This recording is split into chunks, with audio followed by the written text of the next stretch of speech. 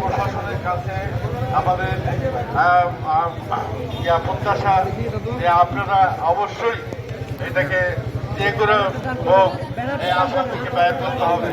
যতক্ষণ পর্যন্ত এই আসামে আমরা না পাচ্ছি, যতক্ষণ পর্যন্ত আমরা মালামাল উদ্ধার না হচ্ছে, ততক্ষণ পর্যন্ত আন্দোলন চালিয়ে যাব।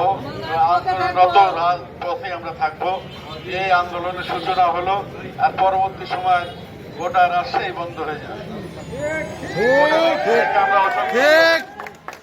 এটা সুরাহা যদি না হয়, রাজশাহী শহর গোটা অঞ্চল হয়ে যাবে, ওই সকল দোকানপাট বন্ধ হয়ে যাবে। ধন্যবাদ সবাই। সম্মানিত উপস্থিতি, আমাদের একটাই মেসেজ।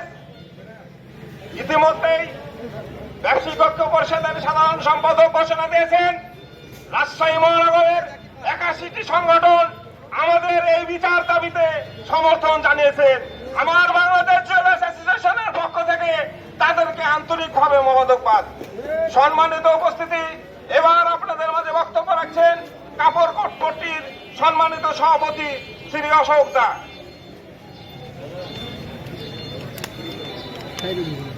সবাইকে আমি নমস্কার জানাচ্ছি।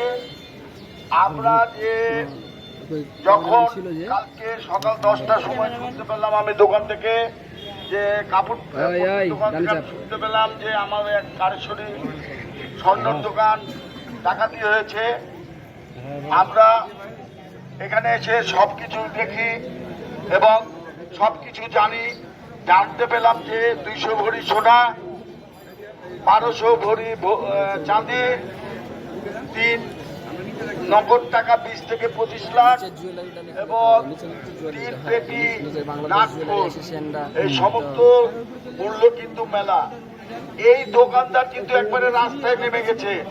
এই দোকানদারের আর কিছু নাই, নিঃস্ব হয়ে গেছে। এবং এই ঘটনা যে আজকে একটা ঘটেছে, এই ঘটনাটা মনে হচ্ছে আমাদের পরিকল্পিত। হোটেলের গেটের ভিতরে এক দোকানদারের চাবি ভাঙা হয়নি, চাবি দিয়ে তালা খোলা হয়েছে এবং ওই দোকানে প্রবেশ করা হয়েছে।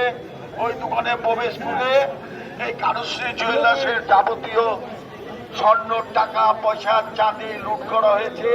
আবার ওদিক দিয়ে বাড়িয়ে আবার তালা মারা হয়েছে। তাহলে এখানে কি বোঝা যায়? এখানে বোঝা যায় যে সর্ষার মধ্যে বোঝাতে।